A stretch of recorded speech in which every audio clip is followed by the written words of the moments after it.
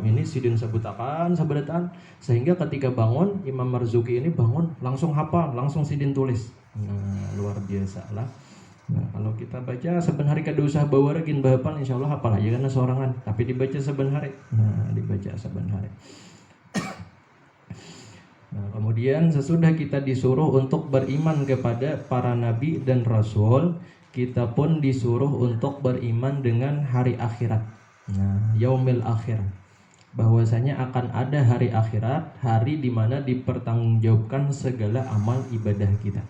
Nah, yang jelas istilahnya itu akan dimulai daripada ketika sudah menutup mata. Artinya ketika kita meninggal dunia dan masuk ke dalam kubur, nah itu sudah disebut dengan kiamat sugro, kiamat halus. Nah, aduh sagin menunggu kiamat kubra babilanya ya kalau kiamat sugro nang jelas benar kita pasti mati. Kullu nafsin dha'iqatul maut. Setiap nang bernyawa pasti akan mati. Nah, pasti akan mati. Nah, kemudian ketika sudah meninggal kita ya kalau dikuburkan, nah ketika kita bangun daripada kubur, nah itulah disebut dengan apa? Hari akhirat, yaumul akhir. Nah, yaumul akhir. Di mana di situ kita akan dikumpulkan di padang mahsyar.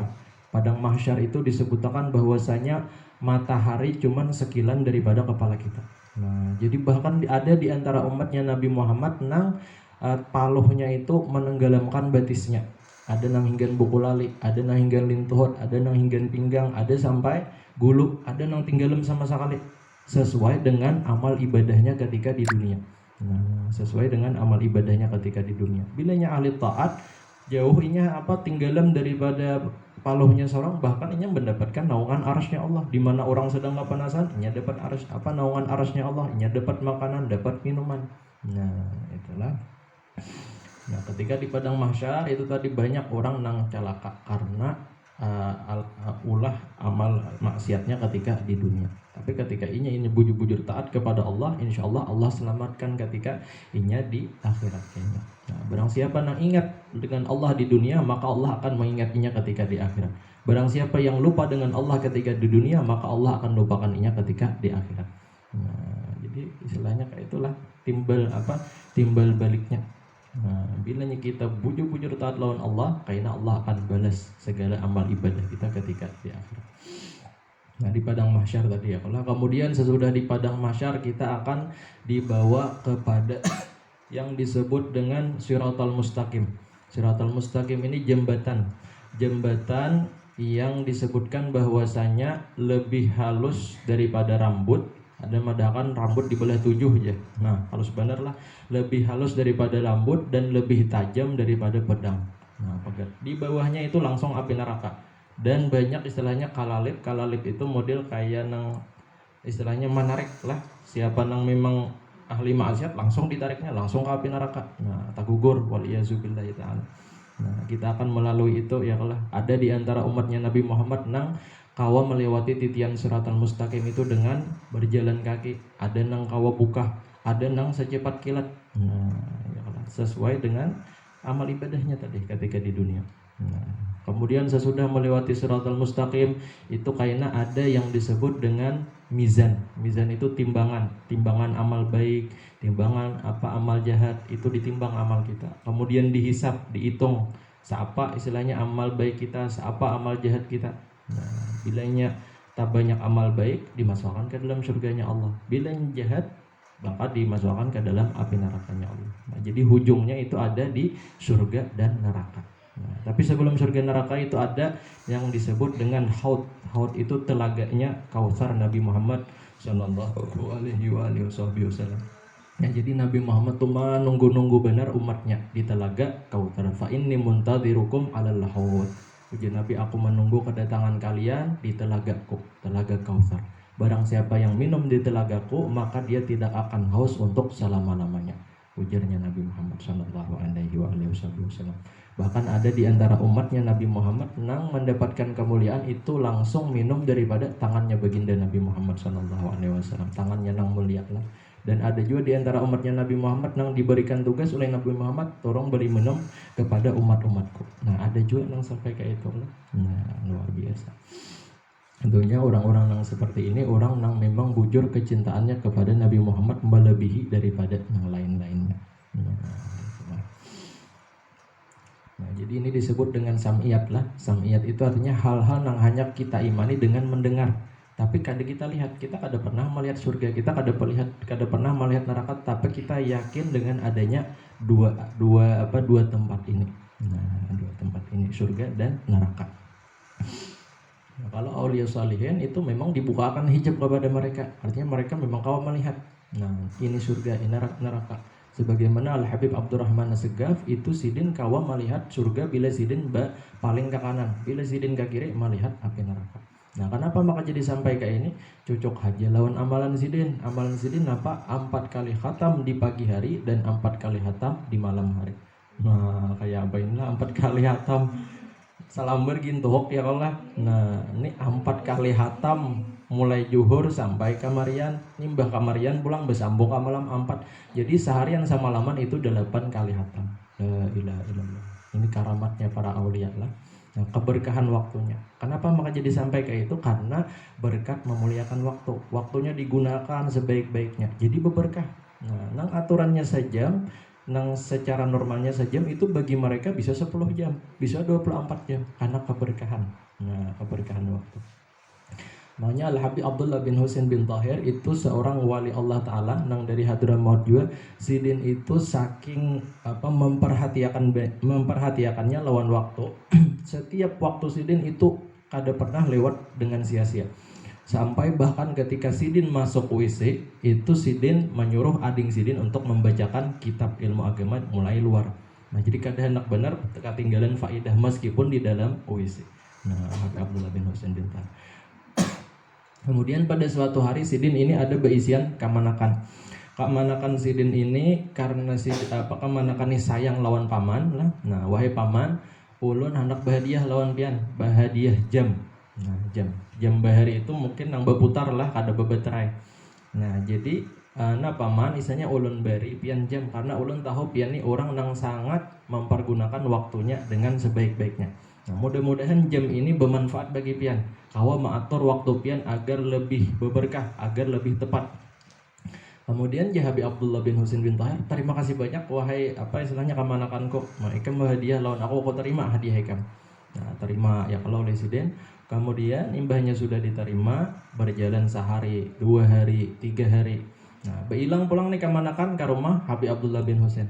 Nah, wahai paman istilahnya, ketika ulun datang nih hari ketiga, jampian apa beendakan di atas meja aja, kada berpakai lagi nih, kada jalan lagi. Nah, kemudian Habib Abdullah bin Husain jenang paman, kemanakan kok istilahnya memangnya hari pertama bagus, hari kedua bagus, hari ketiga inya mati seorangan. Jadi ku biarakan aja sudah sama mati-matinya.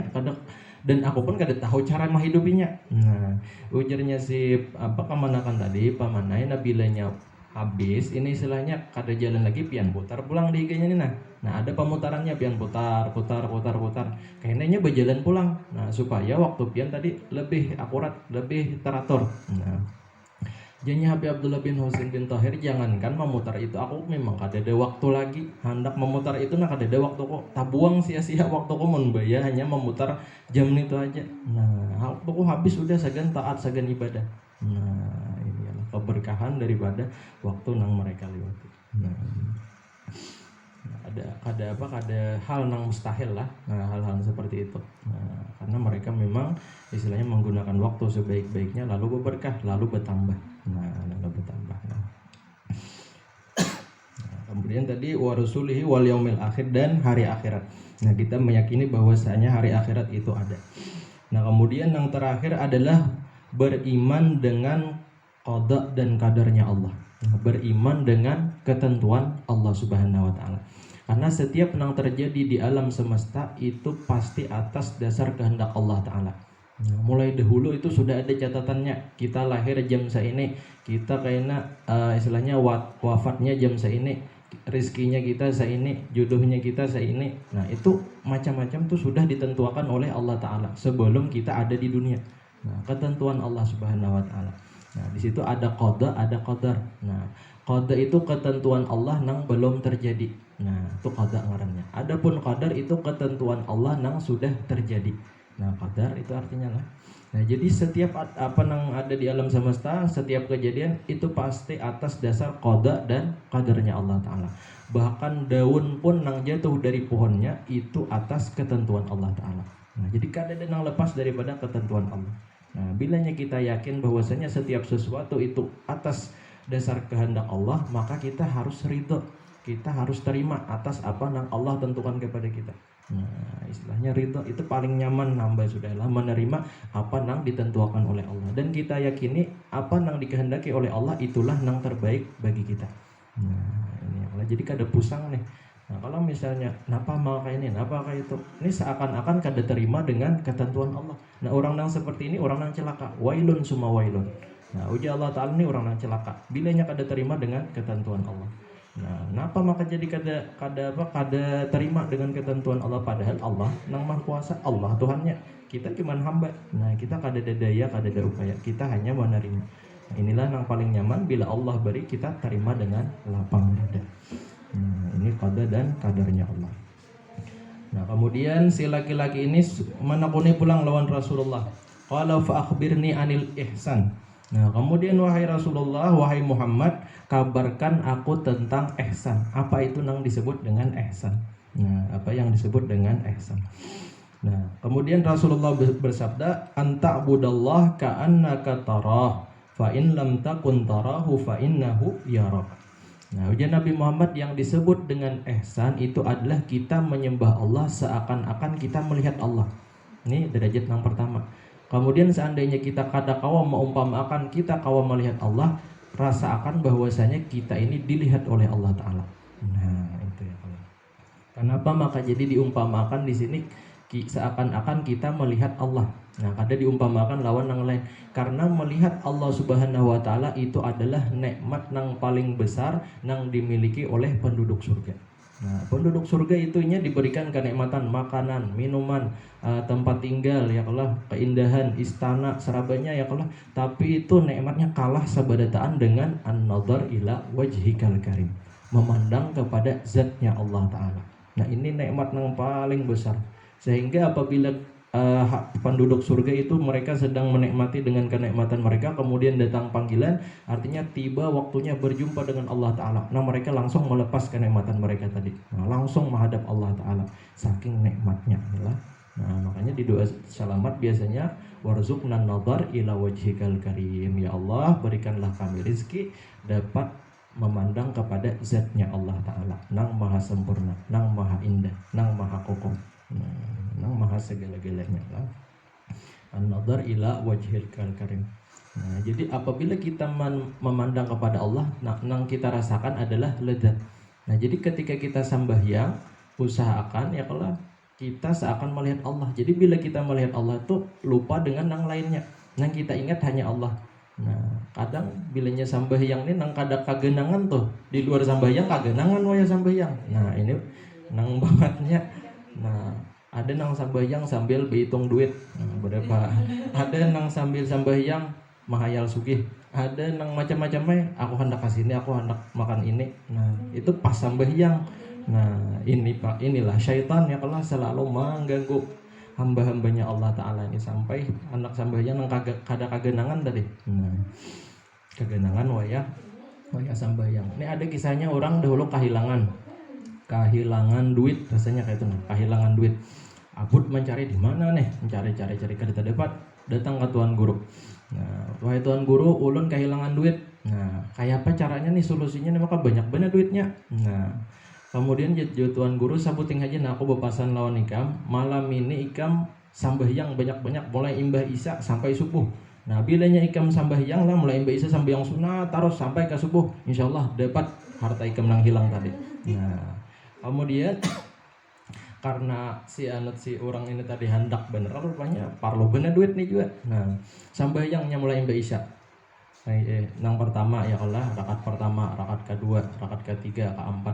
Nah, mulai sudah nang mungkin nang ke-10 kah ya Allah, mulai kagenangan. Nah, kagenangan, tadi aku mau andak duit nih di lemari situ andaknya. Langsung ampehnya sambahyang lah. Jadi 10 rakaat aja nih kada jadi sampai ke subuh sampai yang sunat. Bukanya carinya, bukanya lamarnya dasar ada. Nah, alhamdulillah aja. Besokannya langsung datang pulang ke tuan guru. Wahai guru, alhamdulillah.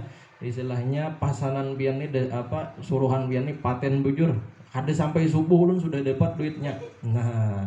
Nah tahulah jar apa jarnya tuan guru itu syaitan nama madahi ikam. Nah syaitan nama bigisi ikam karena syaitan tuh kadarila benar bila ikam beribadah sampai ke subuh. Nah itu ya kalau ya, macam-macam ya syaitan tadi ya kalau mengganggu manusia bilanya sembahyang. Nah jadi kalau orang nang memang ahli ma'rifah billah, orang nang kana lawan Allah bilainya sembahyangnya lupa dengan hal-hal dunia. Nah, bahkan Habib Abu Bakar Sakran itu sidin terkenal sebagai orang nang sembahyangnya khusyuk benar. Nah, sampai-sampai sidin itu ada beisian penyakit. Nah, penyakit itu mudi sejenis bisul lah. Nah, bisul nang harus dioperasi. Nah, pada zaman itu kadada istilahnya nang bius. Ada bius lah tapi sidin kada hakon di bius. Nah aku kada hendak jasidin dibius meskipun satu mat ya aku kada hendak lupa daripada Allah walaupun sebentar. Nah Habib Abu Bakar Sakran. Lalu kayak apa Habib kisahnya nih? Bisul bian harus dioperasi. Nah kalau kayak itu jasidin hadang waktu duha bila aku sudah mulai Allahu Akbar silahkan operasi tadi. Nah ketika sidin sampai yang duha, nah memang sidin sampai yang duha itu kada nang kuliah aja bang ya kalah panjang. Nah entah Al-Baqarah kali Imran kan yang dibaca sidin panjang ya kalau jadi sawat tuntung dokter nih mahiris bisul tadi. Nah jadi pas sidin sabayang Allahu Akbar mulai dokter ini mau operasi daripada bisul sidin yang ada di belakang sidin sampai tuntung ya kalau sidin salam assalamualaikum warahmatullah assalamualaikum warahmatullah sidin betakun sudah kah istilahnya nih aku nih dioperasi sudah bipa istilahnya. Nah di sini aku ada merasa sedikit-dikit istilahnya ketika Bu Hanika mau operasi bisulku tadi. Nah karena orangnya memang khusyuk benar ketika menghadap Allah Subhanahu wa taala. Nah ini ya. Nah, jadi bilanya kita kada kawa juga melihat Allah, ya paling kada kita merasa diawasi oleh Allah taala. Nah, jadi kita melaksanakan ibadah itu dengan sebaik-baiknya. Nah, jadi bilanya kada kawa juga aja merasa dilihat Allah masih aja juga ya paling kada kita tahu barang ini kita sedang membaca Fatihah, ini aku sedang rukuk, ini aku sedang sujud, ini aku sedang tahiyat akhir, paling kada kayak itu barang ya kan. Namun ya kada kayak itu ya nang mau 3 rakaat bahasa subuh ya kalau nang isanya 5 bahano atau kurang bahano mau juga. Nah karena sampai rakaatnya aja kada ingat. Nah tapi munnya karancakan kada bagus pang ya kalau munnya nang sekali dua tuh ya wajar aja memang manusia tempatnya lupa dan salah. Nah sedikit masalah fikih ini kayak apa misalnya jar ulun tadi aja sampai yang isya kemudian kada ingat sudah ini rakaat keempat rakaat ketiga keempat ketiga bingung bebetalah atau tarosakan aja. Nah jawabannya adalah bilanya kita lebih yakin artinya ini kayaknya 3 nah masih tambah ya lagi serakaat. Nah tambahnya serakaat biar 5 ya kalah. Nah tapi keyakinan kita hanya 3 aja jadi akan 3 aja kan sudah tambahnya serakaat salam bujur sembahyang kita. Nah itu mun sembahyang saurangan bang lah mun beimaman imamnya pacang ditagur atau bilahnya talabih ya kalah. Nah mulai apabila pulang kita nih coba isa beli 5 rakaat wah ini ya. Nah kada ya kalah. Nah lamunnya sampai yang saurangan tadi kada denang menagur inya lawan Allah Ta'ala aja lagi ya kalau. Nah jadi misalnya merasa asa 3 tambahi lagi serakaat bilanya inya asa yakin aja nih dasar 4 nah sudah ya sudah nah 4 aja sudah. Nah assalamualaikum warahmatullah assalamualaikum warahmatullah. Nah kayak itu caranya ya kalau bila kita ragu-ragu tadi. Nah sama kayak itu juga misalnya beudu tadi beudua kada. Nah bila beudu kada ambil nang kada beudu bahasa. Nah kayak itu. Tapi lamunnya batal, nah ulun tadi yakin aja sebelum masuk asar tadi ulun sudah beudu, tapi ulun kada yakin takantut kada. Nah, ambil henang yakin. Nah, yakin apa? Kita yakin beudu, takantutnya ragu berarti kada bapak. Nah, anggap sahih aja udah. Nah, kayak itu.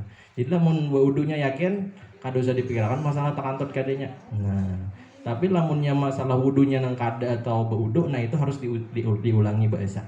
Nah ini masalah fikih sedikit dah. Nah masalah fikih.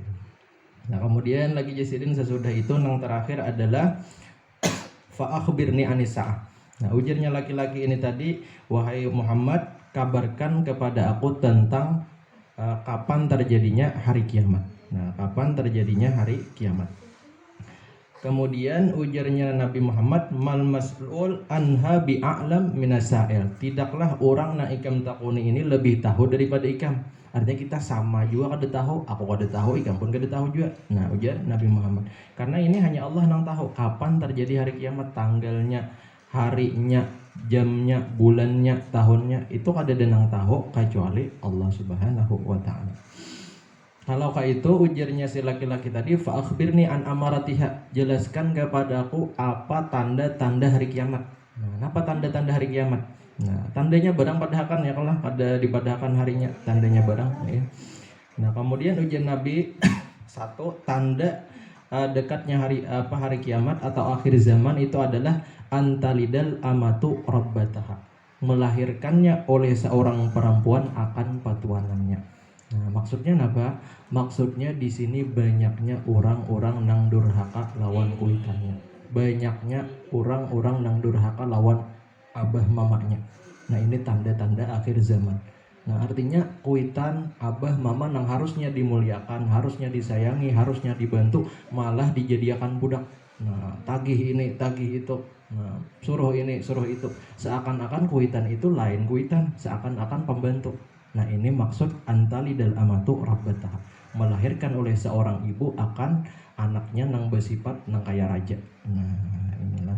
Nah, ini tanda akhir zaman Nabi Muhammad, banyaknya orang nang durhaka lawan kuitan.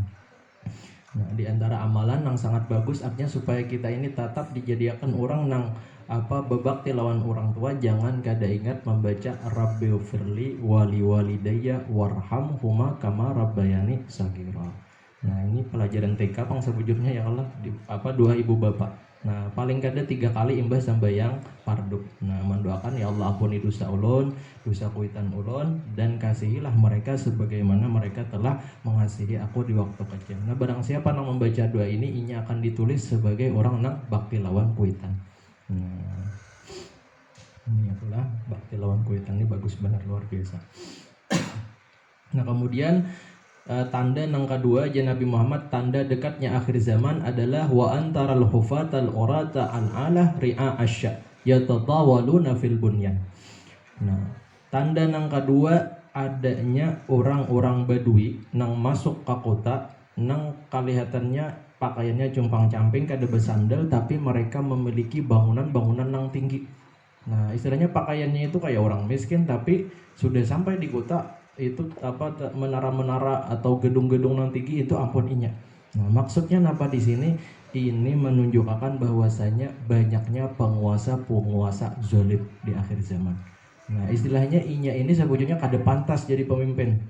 Nah, kada pantas, tapi lantaran banyak berduit lalu dipilih orang, lalu zalim lawan rakyat. Nah, ini tanda-tanda akhir zaman.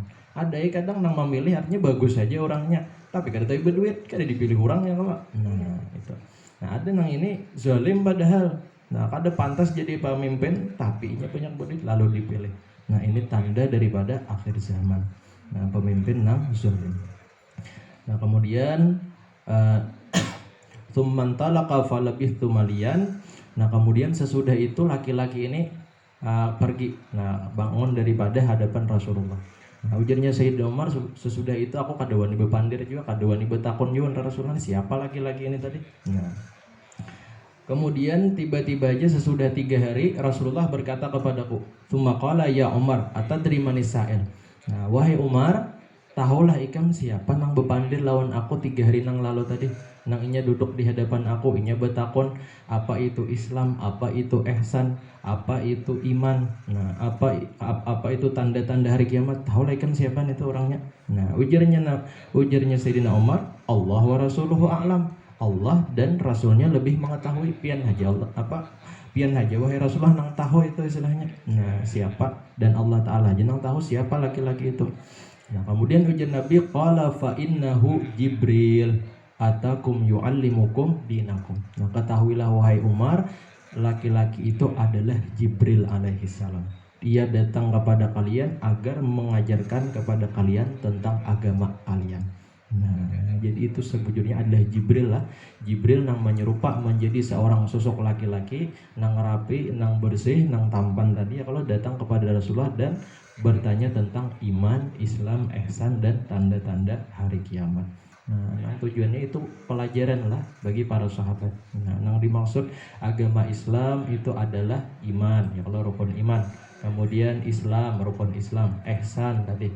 Nah, kemudian kalau tanda-tanda hari kiamat itu kada termasuk. Nah, sehingga rukun agama itu ada 3. Iman, Islam, dan ihsan. Nah, dan setiap daripada rukun tadi kayak iman itu ada 6, Islam ada 5. Nah, ihsan tadi 2. Anta'budallah ka'annaka tarah fa in lam takun tarah fa innahu ya Raka. Nah, ini mungkin ya kelak istilahnya gabungan daripada ilmu nang wajib kita tuntut. Nah, karena tolabul ilmi faridatun ala kulli muslim. Menuntut ilmu agama adalah sebuah kewajiban bagi setiap muslim. Lalu ilmu apa nang wajib kita tuntut? Ya nang 3 macam ini.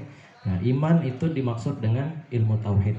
Nah, kemudian Islam itu disebut dengan ilmu fikih. Nah, kemudian yang terakhir ihsan itu adalah ilmu tasawuf atau akhlak.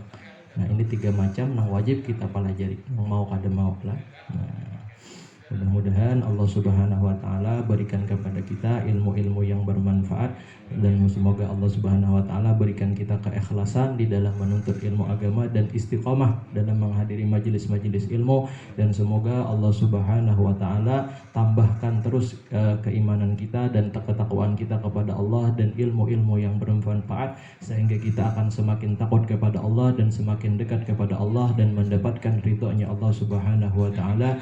Amin ya rabbal alamin. Alamin wa syakhana rabbi ruhina alhamdulillah Al-Fatihah. A'udzu billahi minasyaitonir rajim. Bismillahirrahmanirrahim. Alhamdulillahirabbil alamin. Arrahmanirrahim. Maliki yaumiddin. Iyyaka na'budu wa iyyaka nasta'in. Ihdinas siratal mustaqim. Siratal ladzina an'amta 'alaihim ghairil maghdubi 'alaihim waladdallin. Amin. Amin ya rabbal alamin. Bismillahirrahmanirrahim. Alhamdulillahirabbil alamin. Allahumma shalli wa sallim ala sayyidina Muhammadin wa ala alihi wa sahbihi wa sallim ajma'in. Allahumma arzuqna al-ikhlas fi talabil ilmi وفي نشره وفي جميع الطاعات. اللهم يا من وفق أهل الخير للخير وعنهم عليه وفقنا للخير وعنا عليه. اللهم إنا نسألك حبك وحب من يحبك وكل عمل يقربنا إلى حبك. اللهم حببنا إلى حبيبك محمد صلى الله عليه وآله وصحبه وسلم. اللهم حببنا إلى سائر مخلوقاتك في خير ولطف وعافية وسلامة يا ربي، واجمعنا وأحبابا لنا في دارك الفردوس يا رجوانا. وصلى الله على سيدنا محمد وعلى آله وصحبه وسلم والحمد لله رب العالمين. تقبل الله منكم.